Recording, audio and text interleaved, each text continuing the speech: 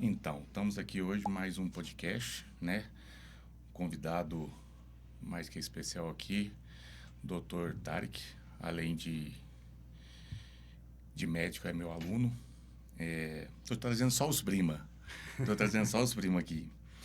E com ele nós vamos trazer um assunto diferente, um assunto que hoje está em alta, né? Cada vez mais crescente. E eu achei interessante nós conversando na sala de academia e ele falando um pouco, eu achei interessante, né? E eu percebi que encaixava bem dentro, né, dessa vida fitness das pessoas que está também crescente.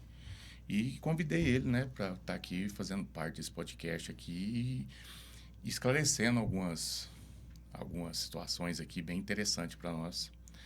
Doutor, se apresenta para o pessoal. Então, obrigado pelo convite, Samir. Eu sou o Tarek, sou ginecologista obstetra, especialista em reprodução humana assistida e medicina fetal. Agradeço a oportunidade de falar de um tema que vem, como você mesmo colocou, ganhando bastante relevância e ele é pouco discutido. A gente tem pouca oportunidade de falar sobre. E é um tema que ele vai desde a questão cultural, passa, que a gente vai falar aqui no podcast, passa por questões econômicas também e principalmente pela saúde da população. Então, obrigado aí novamente e estamos aí para poder ajudar a esclarecer as pessoas aí sobre esse tema. Show. Então, a gente fala muito aqui, né, sobre treino, dieta, hormônio, né? E aí nós hoje resolvemos trazer algo diferente, né? Que é o tema que fala sobre fertilidade e que é muito mais ter só filhos, né? É questão de saúde, é questão de uma energia vital, de qualidade de vida e tudo mais, né? Que está tudo envolvido. Doutor, e a fertilidade como marcador da saúde global, o que o senhor me fala? Então, a fertilidade, ela representa um bom funcionamento do corpo. Quando você tem uma boa saúde, ausência de doenças crônicas, um peso adequado, uma alimentação balanceada, quando você está com ausência de fatores de estresse, você tem uma boa saúde psicológica e mental, acaba que você vai ter uma boa saúde reprodutiva. Então, a fertilidade, ela depende desses fatores.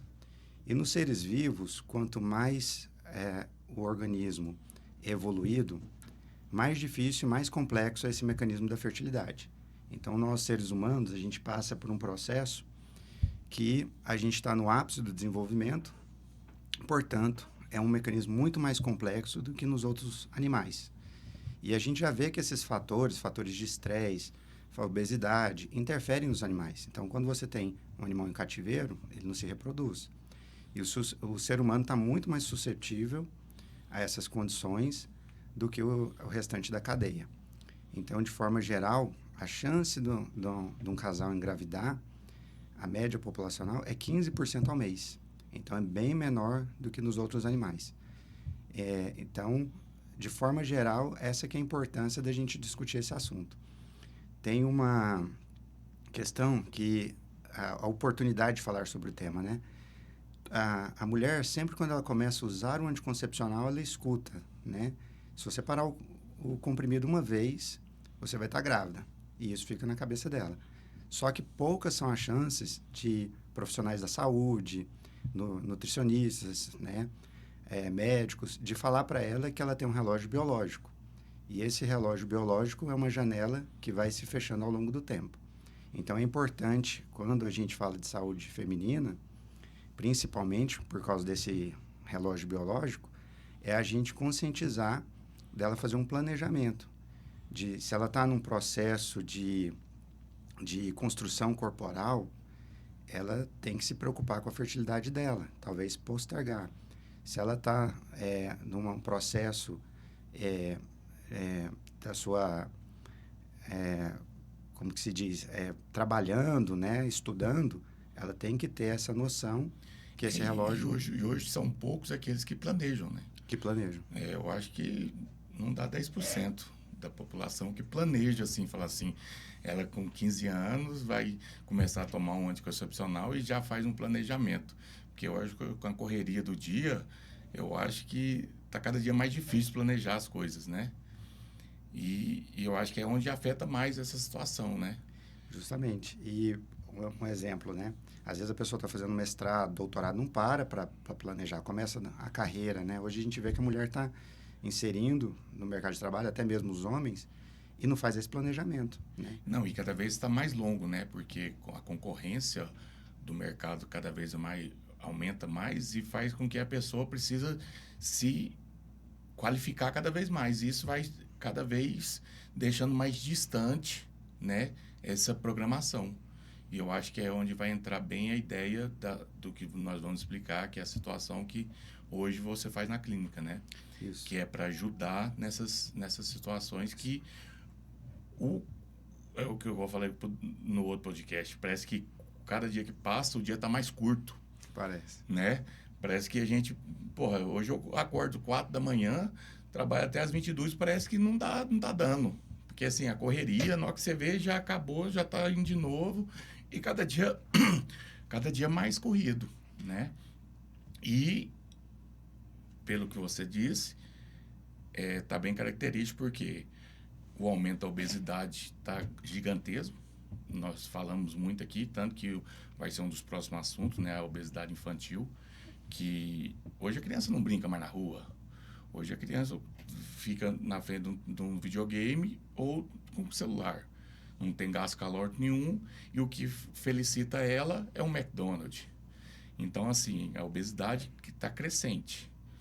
Então, são fatores que contribuem, né, diretamente nessa saúde fértil, né? E qual que é a diferença da fertilidade para a reprodução? Então, a fertilidade é a possibilidade de você fazer a reprodução. E a reprodução, ele é o processo biológico de você gerar um descendente. E isso aí já conta para os dois. Sim. Isso, ele tem que ter essa saúde para os dois. Para o homem um pouco menos, né? Para a mulher, que vai gerar nela um pouco mais. Quando a gente pega as causas de infertilidade, das causas conhecidas, que 20% a gente não sabe a causa. Mas das causas conhecidas, a gente tem metade é masculina e metade é feminina. Então, assim, só que o homem está menos suscetível a esse relógio biológico, ao tempo. Mas quando a gente pega as causas, 50% das causas que a gente consegue diagnosticar são causas masculinas. É interessante, que também é um tabu histórico, né? Geralmente, sempre ao longo da história, a culpa era da mulher. Uhum. E a dificuldade, Samir, que você precisa saber de fazer o homem ir realizar o exame é difícil, viu? Demora. Um espermograma. Espermograma. Às vezes a mulher faz 300 exames, mas fica pendente do homem. Do homem. É a dificuldade dele lá, fazer o... Doutor, nós falamos do dia a dia, cada dia tá pior, né? Porque as pessoas cada dia são diagnosticadas com ansiedade. Eu acho que dos meus alunos, a maioria chega e fala, estou com ansiedade. É raro ver se é aquele que você não toma um ansiolítico hoje. Então, e a pessoa, quando geralmente casa, e ela sai daquela rotina, porque ela tinha uma rotina assim, jogava uma bola, né, comia na casa da mãe ali, tinha uma correria. Aí quando casa, tem aquele sedentarismo, né, gera um sedentarismo. E com o passar, a chegada da idade. Então, estão todos os fatores que agrega para diminuir essa fertilidade, correto? Pelo que nós estamos aqui no assunto. Exatamente. A infertilidade, ela tem crescido, Samir, e principalmente por 2 fatores. Fator comportamental, que é isso que você colocou muito bem, que é a obesidade, má alimentação, fator de estresse, associado à postergação da maternidade e da paternidade. Então, cada vez mais as pessoas estão deixando para ter filhos mais tarde. Então, esses são os 2 pilares da infertilidade. Quando a gente fala da postergação, a gente pode fazer o que a gente falou, né? De manter os óvulos congelados para futuramente, quando tiver o desejo reprodutivo, ter lá guardado. Quando a gente fala de fatores comportamentais, é isso que você falou, muitas vezes vem lá de base. É muito difícil você melhorar e mudar o pensamento. Você é melhor do que eu, sabe isso, pode falar melhor, né? Mas é importante que o peso adequado, a boa alimentação, além de preservar, ela melhora as chances de gravidez até mesmo nos tratamentos. Então, é fundamental. O paciente que está preocupado em preservar ou que vai fazer um tratamento, é fundamental uma boa alimentação, atividade física, diminuir o fator de estresse. Tudo isso é comprovado cientificamente que melhora. E cada dia eu me percebendo que geralmente eles correm atrás depois já tá, né, já tá percebendo que o negócio já fez um exame, o médico deu aquela catracada, né, já tá desconfortável ali para amarrar um cadarço aí porque geralmente eles não procuram antes, né? Hoje mudou muito. Eu percebi que depois dessa pandemia, a cabeça da pessoa em relação à atividade física mudou muito. Hoje eu vejo a academia cheia às 5 horas da manhã, do que não era tão normal, né? Então, assim, mudou muito. Hoje a pessoa procura mais uma academia, hoje a pessoa tenta fazer mais uma atividade física, né? E nessa questão, em questão de infertilidade dos jovens inférteis, é muito comum? É uma minoria? Então, a infertilidade, ela aumenta de acordo com a idade. Quando a gente pega 25 anos, esse casal ele tem o dobro da fertilidade do que um casal com 35 anos, nessa faixa etária. Porém, a gente vê um aumento da infertilidade até mesmo nos casais jovens. Isso vem, por exemplo, do tabagismo, que na nossa época tinha uma forte campanha, né, anti-cigarro. Eu acho que hoje em dia caiu um pouco, a gente vê os jovens aí usando mais questão de cigarro eletrônico. A obesidade, como você falou, já chega naquela... Antigamente a pessoa ia ganhar peso ali por volta dos 30, 40 anos, né? Hoje a gente já vê uma obesidade mais precoce. E também questões relacionadas a doenças sexualmente transmissíveis. Por exemplo, a clamídia, a gente vê um aumento das doenças sexualmente transmissíveis, e a clamídia ela pode causar uma doença inflamatória pélvica na mulher e levar ao comprometimento das tubas. Então, esses são os pilares, basicamente, que afetam mais o jovem. Fatores comportamentais, doenças, né? Estariam mais ligados. E na população acima dos 35 anos, seria o próprio fator biológico da mulher, que ela vem caindo de forma lenta a fertilidade dela. Quando chega com 35 anos, essa queda é mais rápida. E com 40 é muito mais rápido. E a qualidade do óvulo, o óvulo da mulher está com ela desde quando ela era um embriãozinho, 2 centímetros dentro da barriga da mãe. Então, essa célula ela envelhece. De forma que, mais ou menos, uma mulher com 30 anos tem 20% dos óvulos alterados, uma mulher com 42 anos tem 80% dos óvulos alterados. Então, seria essa a diferença da infertilidade no jovem e da infertilidade na pessoa acima dos 35 anos. Casos de talvez já nascer infértil é muito pouco. São a minoria. A minoria. Tem casos, mas geralmente é a minoria. E no homem, a fertilidade, que eu só mencionei da mulher, né?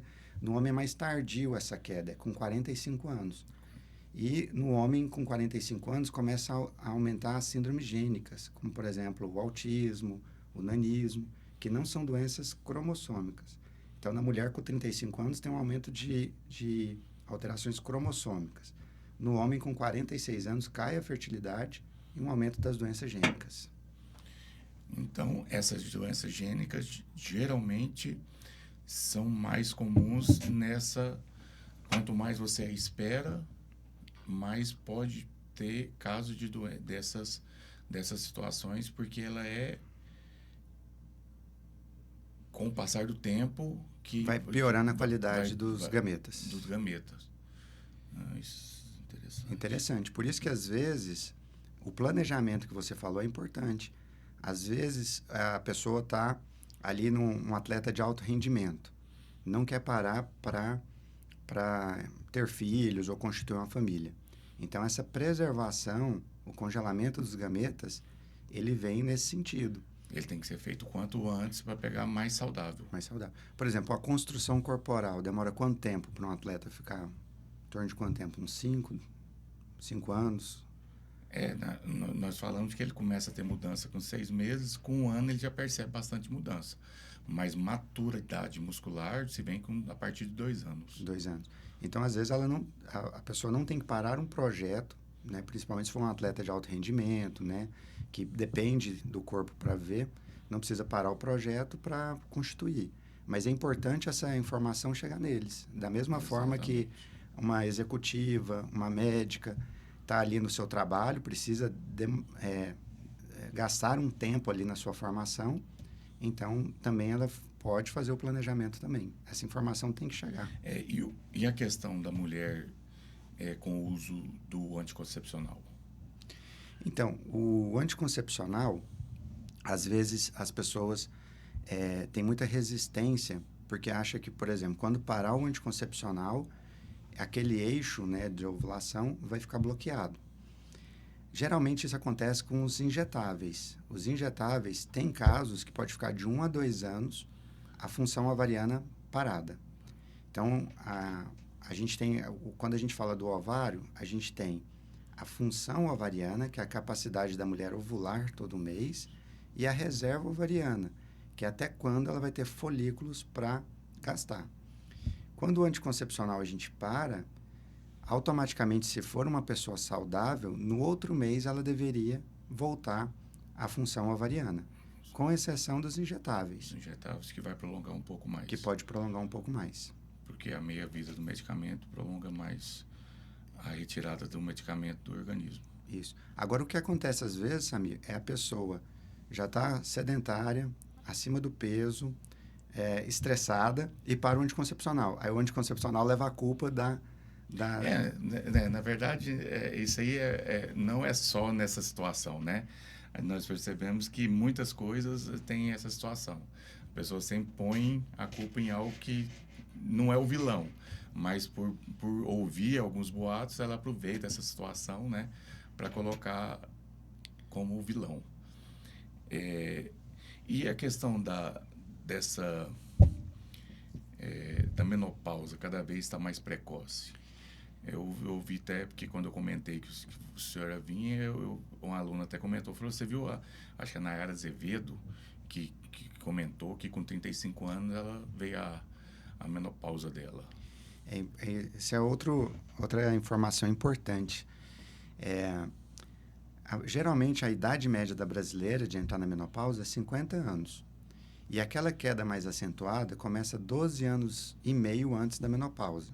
Então, a média seria mais ou menos ali dos 35 aos 37 de começar a cair. Começar a ter uma queda. Não necessariamente ela entrou na menopausa. Não.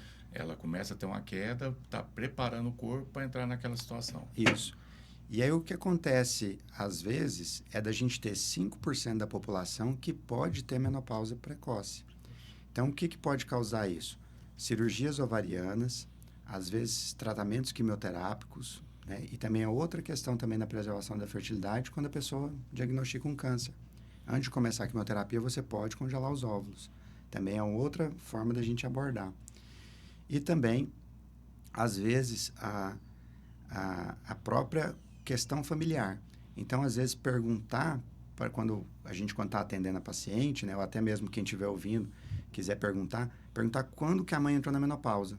Porque, às vezes, pode ter uma tendência familiar a ser mais precoce, hereditária. Entendi.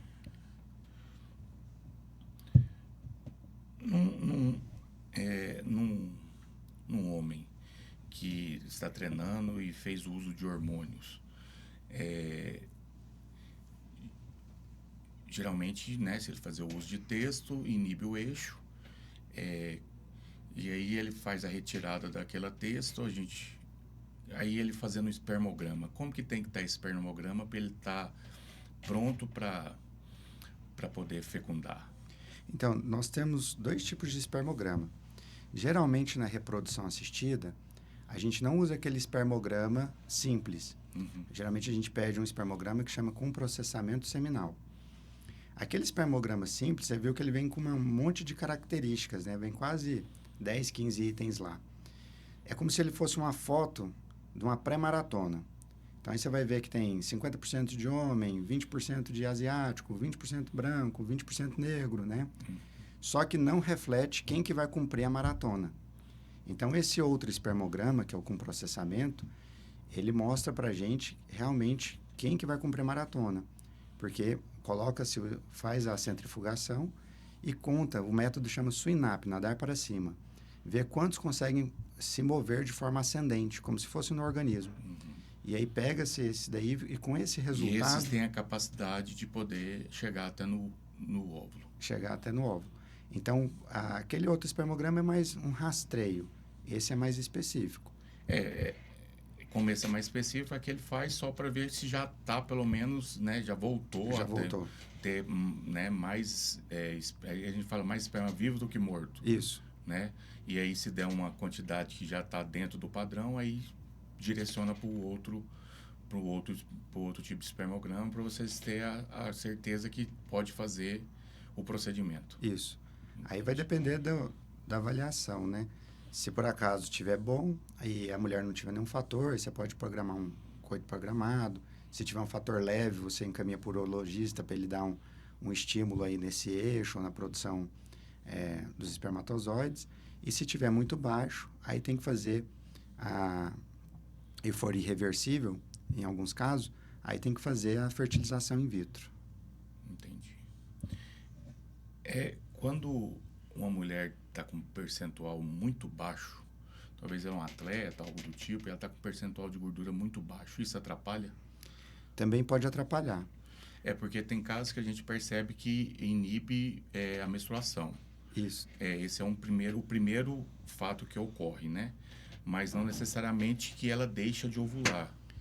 Então, até um fato interessante, eu não sei se você lembra de umas Olimpíadas que um atleta de basquete estava grávida e não sabia.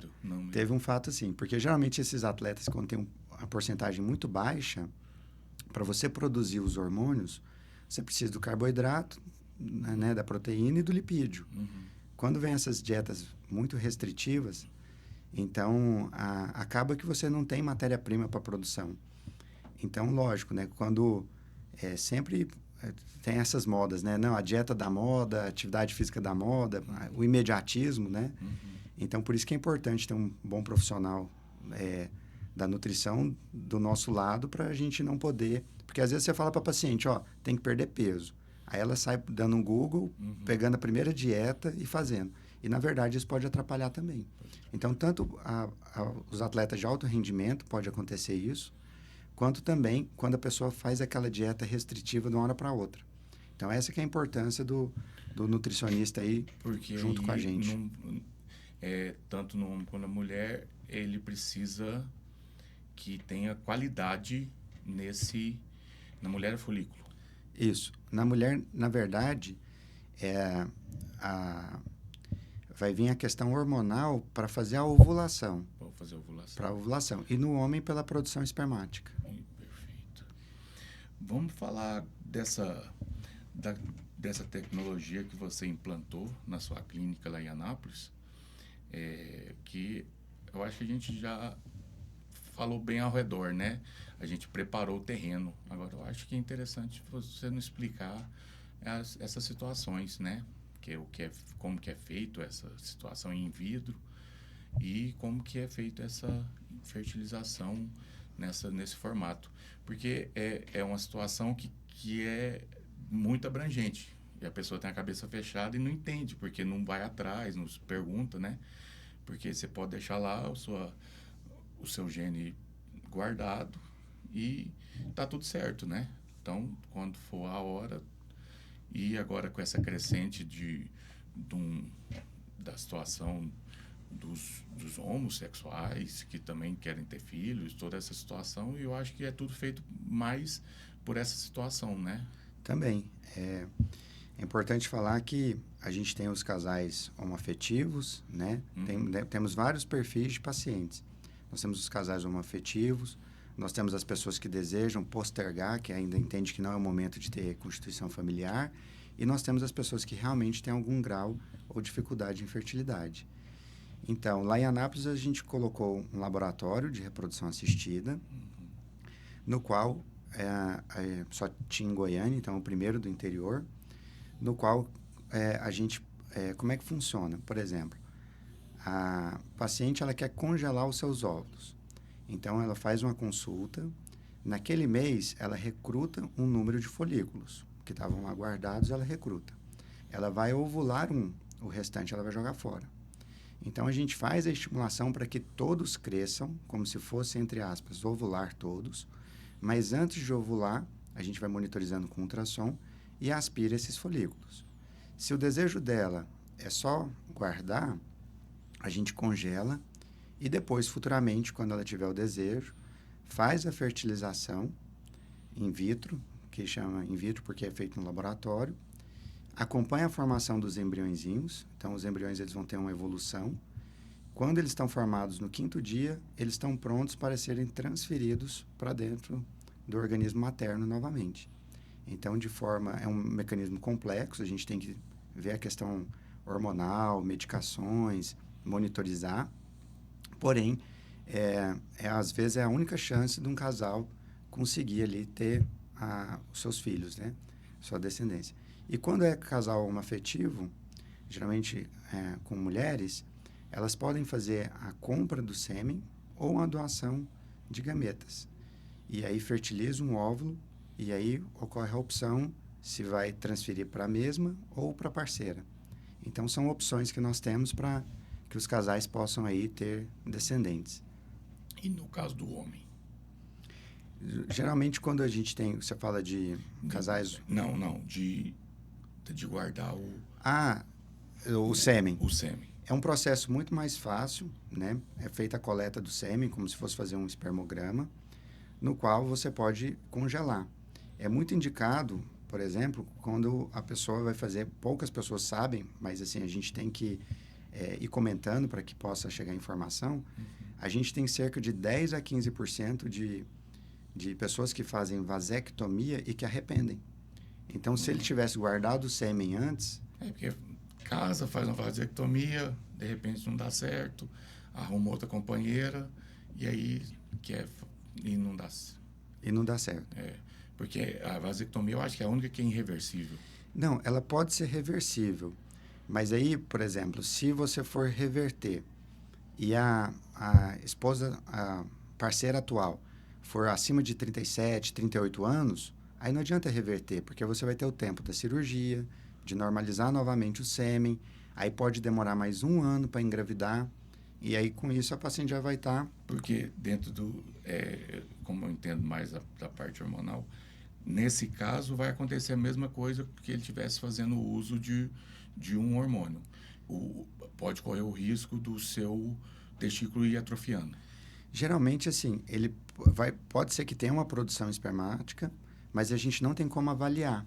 Então, às vezes, pode acontecer isso que você falou. Às vezes, ele reverter a vasectomia, porém, ou por obesidade, ou por estresse, ou por ter usado alguma medicação, esse testículo está bloqueado, e aí a paciente acaba perdendo tempo, porque vem o tempo da cirurgia, o tempo de normalizar o espermograma, aí, de repente, não está bom, né? Uhum. E aí, mesmo se estiver bom, aí você tem que fazer a tentativa durante um certo período.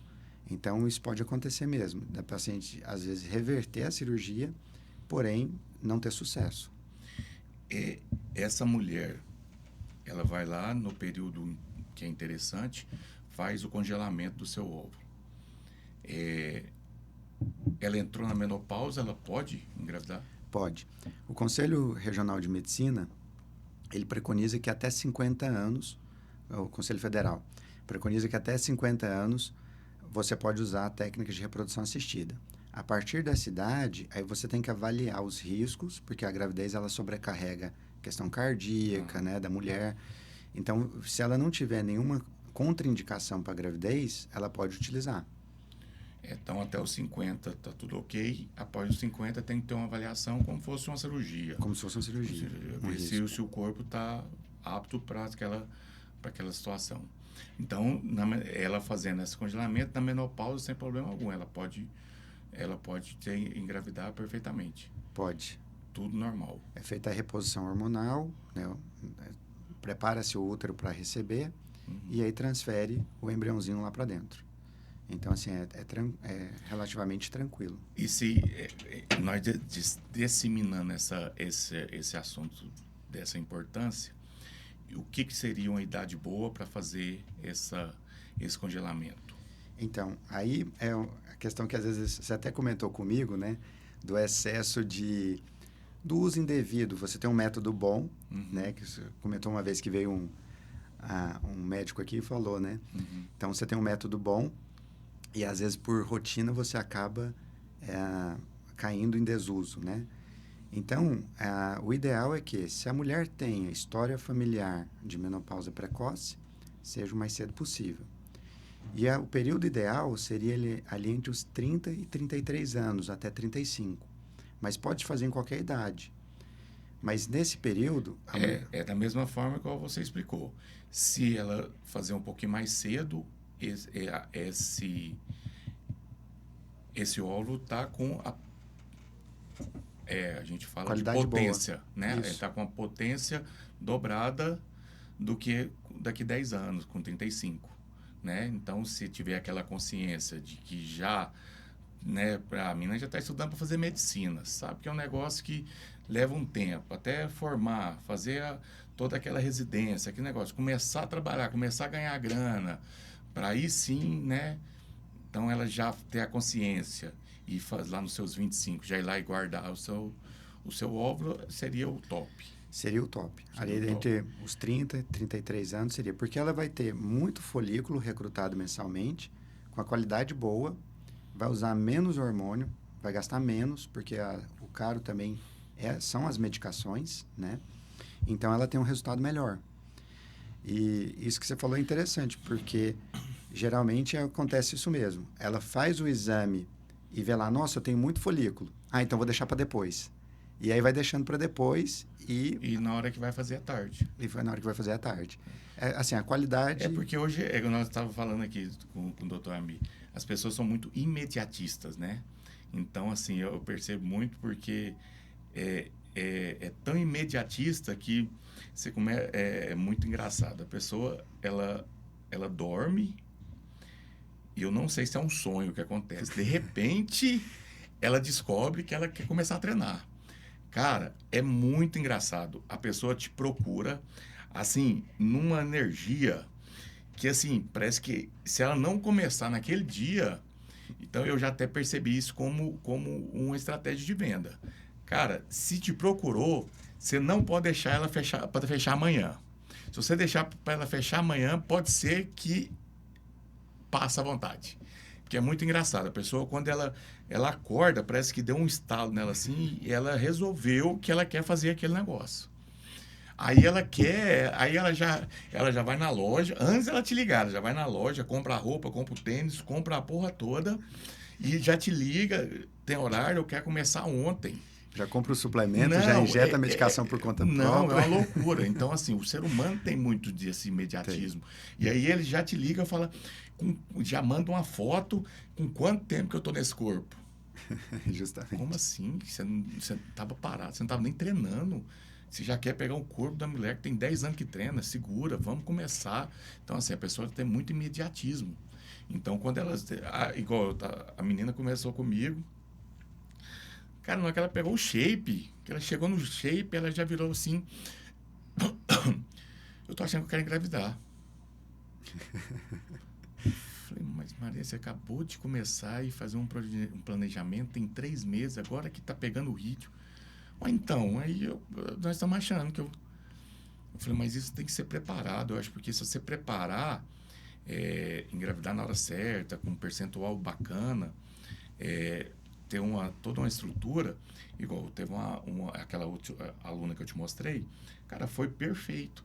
Ela preparou de um jeito, assim, tudo com os profissionais certos, assim, foi perfeito. Ela engordou 8 quilos, 8,5 kg, que é o que é a média para você não ganhar muita gordura e conseguir voltar bem. Fez algumas situações para dar aquela trabalhada no quadril, fez atividade física até o último dia, normal. Cara, ela chegou naquele hospital de frente da academia. Ela chegou, foi muito irônico, que não deu tempo nem de ir para o centro cirúrgico. Ela teve que ir para uma sala de apoio porque eu estava saindo, neném. Ganhando Praticamente, rápido. né? Então, assim, foi muito rápido, muito normal, muito tranquilo. E ela voltou muito rápido. Então, acho assim, tudo que é preparado, é organizado, você faz aquela preparada, faz a dieta certinho, faz tudo certinho, é tudo melhor. E também aconteceu muito que nós falamos aqui. A gente trabalhou numa equipe multidisciplinar. Então, hoje nós estamos precisando muito isso, né? Trabalhar com as equipes, né? Igual, eu gosto muito de trabalhar com o ginecologista que atende a minha aluna.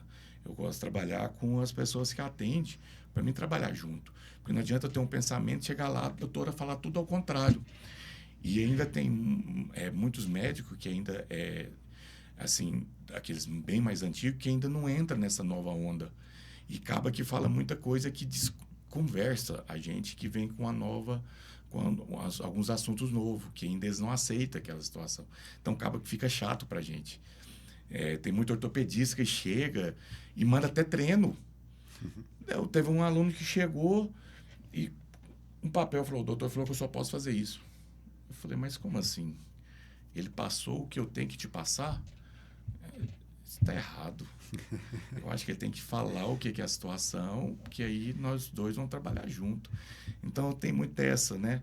Então, eu gosto da situação de ter trabalhar junto, ter essa multidisciplina. Por isso que eu estou trazendo muito médico aqui, eu estou trazendo outros nutricionistas, eu estou trazendo...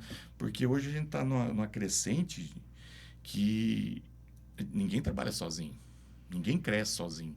E agora vindo que esse mundo da AI, né, que é a inteligência artificial, se a gente não se unir, cada dia mais o profissional vai perder o mercado.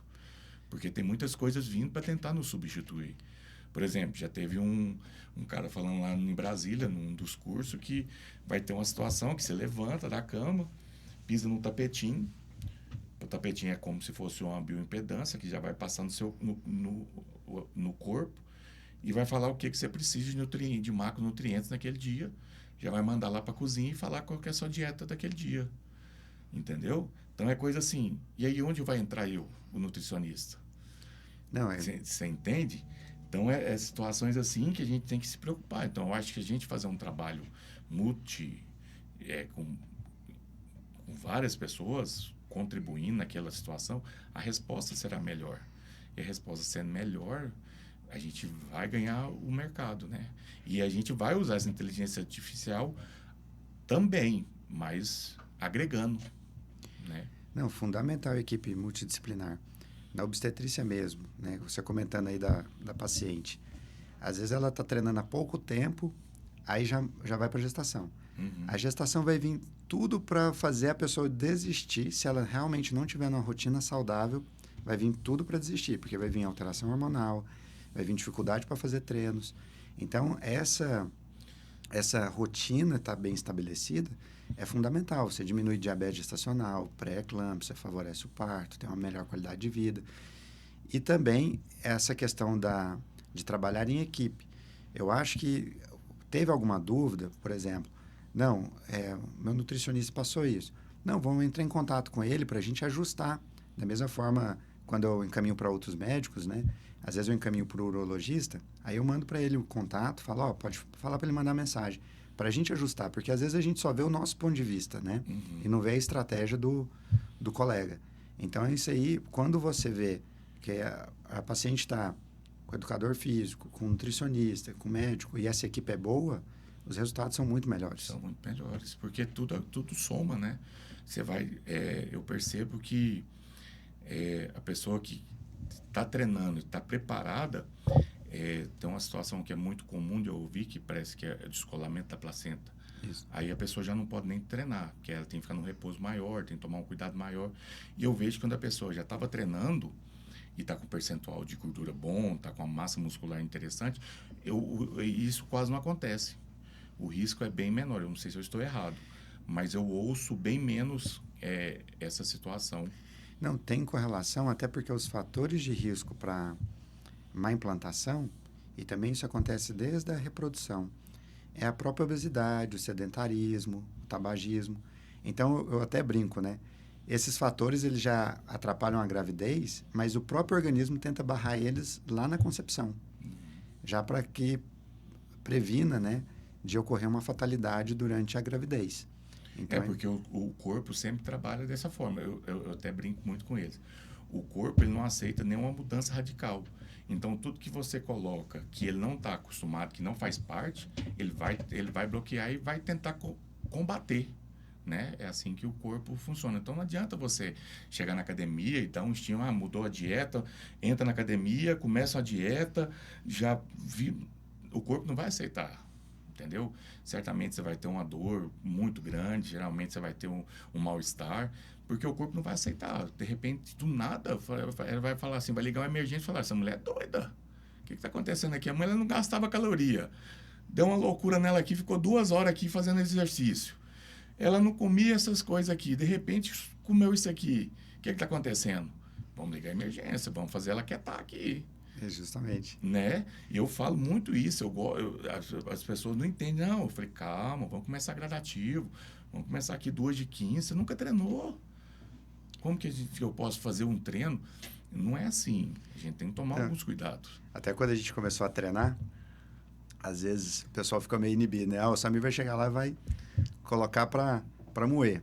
E foi gradativo. Começamos ali, sem dor nenhuma. Depois do primeiro mês, você falou, agora vamos começar uma dieta, para depois a gente começar... Porque eu percebo que ao longo do tempo, a gente fomos entendendo que é assim que é melhor. E você fideliza mais o seu cliente, paciente. Porque eu acho que a dor constante é muito chato. Igual você não é um atleta.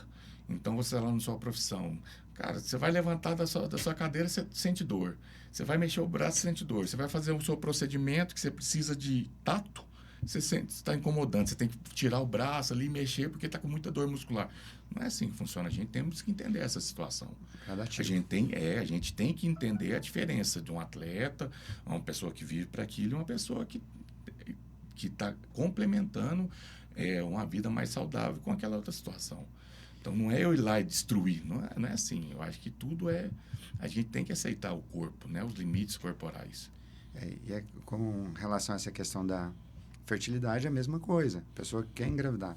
Não adianta de uma hora para outra perder 8 quilos, já começar o organismo, igual você falou, ele não vai entender. Então, é importante, assim, não, vou marcar minha consulta, consegui vai daqui 15, 20 dias.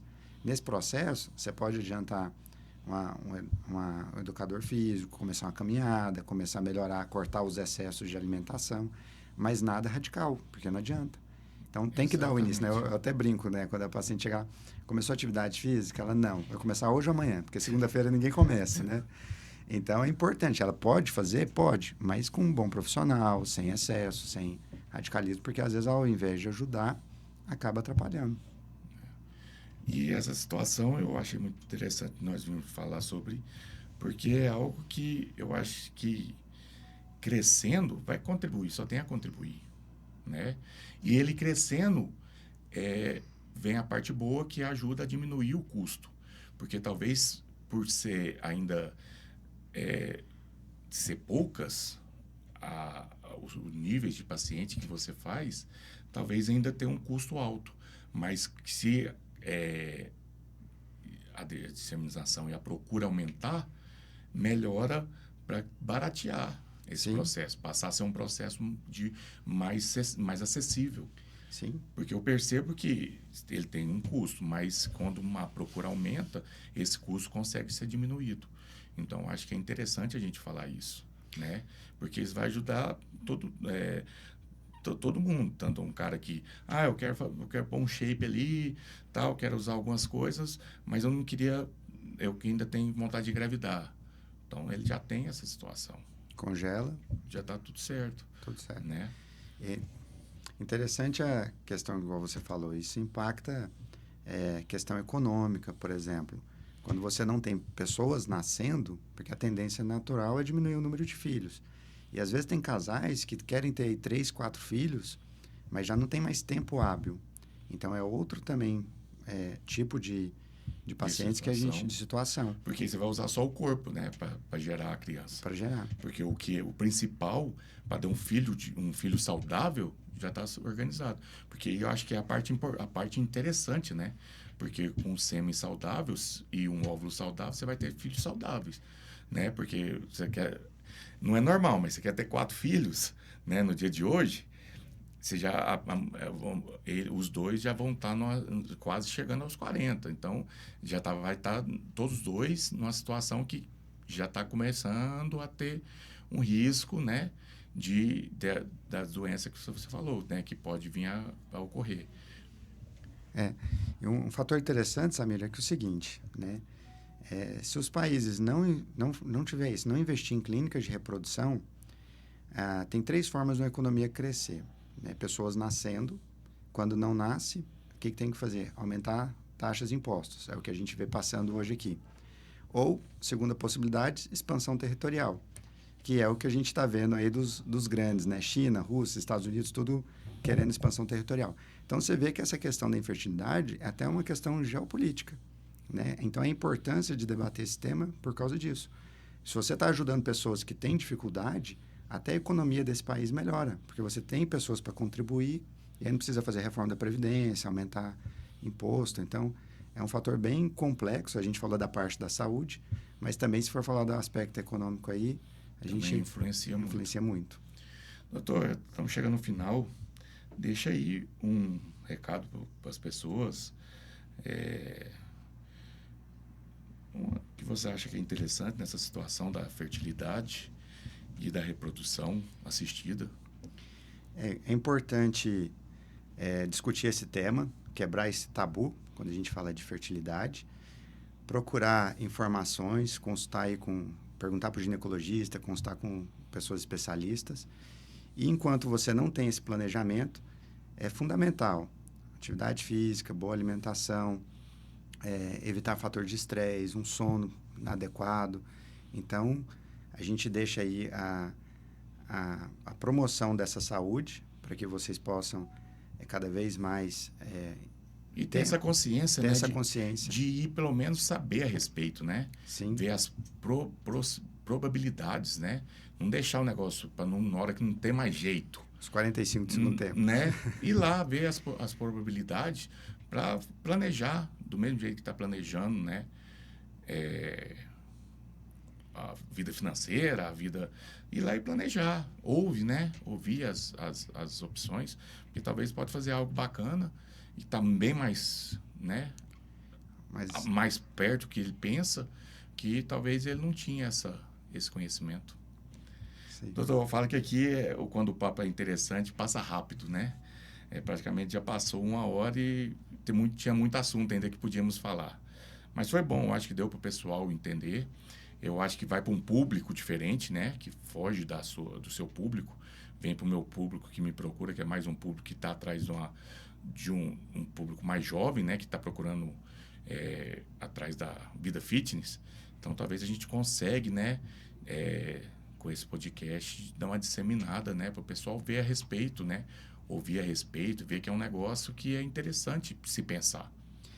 Eu agradeço aí a oportunidade. Eu acho que é fundamental a gente lutar pela saúde, né? Que é isso que a gente faz aqui todos os dias. Então, obrigado aí pela oportunidade de chegar a esse público que às vezes a gente não consegue alcançar. Eu que agradeço. Valeu.